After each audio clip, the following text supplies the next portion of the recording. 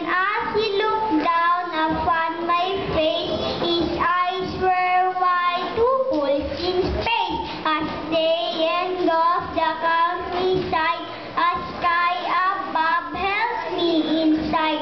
Their special height and slant of seas, her special view of everything.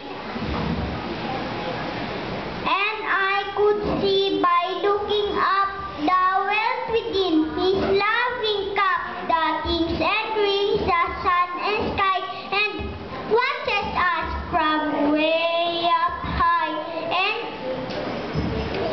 And yet I found it sad to see that he could never reach down to me, for he was too tall, too much ideal, and I was too small, too much the real.